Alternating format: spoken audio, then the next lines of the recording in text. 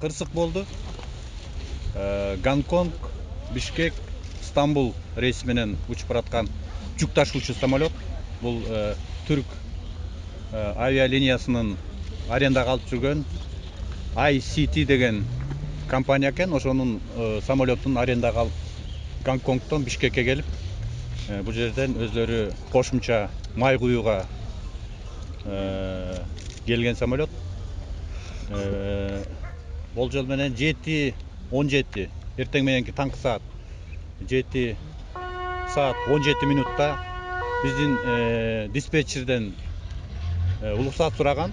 Диспетчерлер берген 320 метрдей өзлөрүнүн баягы көрсөткүчү боюнча 325 метрге жакын баягы алдын көрө турган мүмкүнчүлүк болгон. 300дөн өйдө болсо самолетко улуксаат берилет деп биздин адистерибиз айтып атат. Ошол каптал жактан караганда ошо 400 метрдей көрүнө турган акыбал болгон. Мына ошондо улуксаат берилген самолет. Улуксаат бергенден кийин ошо самолетту кондуруш бул эреже боюнча өзү ошол экипаж өзү кандай конот, өзүлөрүнүн бул иши да.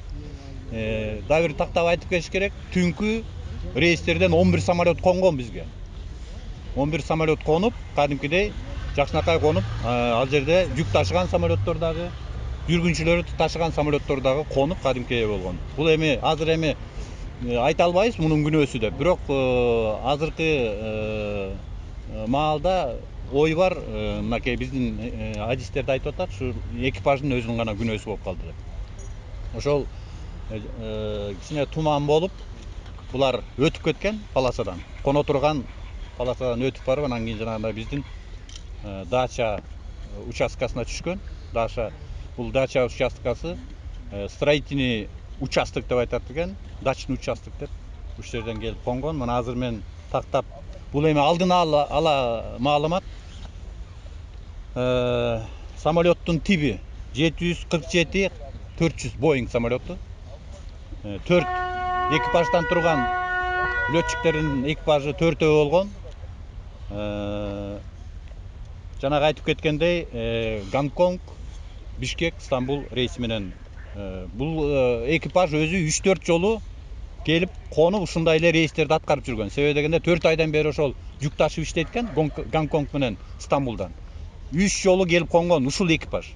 Азыр кырсык болгон экипаж өзүлөрү көрүп, биздин жерибизди, аэропортубузду жакшы билет. Азыр дагы ошол компаниянын өзүнүн өкүлү келип кетти, аларды айтты, бул жерге конуп жүргөн летчиктер депчи. Учкучтардын баары биздин шартты билет. Анан эми кырсыктан азыр 23 жашай турган 23 үй азыр такталган боюнча, бу да алдын ала 23 үй талкаланган, самолеттун астында калган. Анан эми ал жерде жана чарбачыл хозпостройка деп коебуз, аларды айткан жокпуз.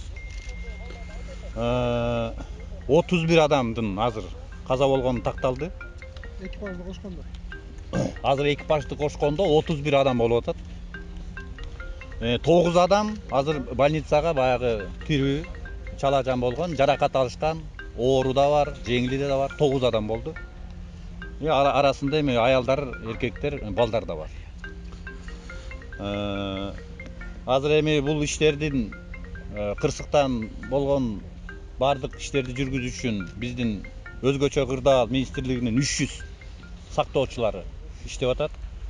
Ички иштер министрлигинен бүт территориянын баарын, аймактын баарын курчаган, тартипти сактоо боюнча Ички иштер министрлигинен 500 кызматкер иштеп атат.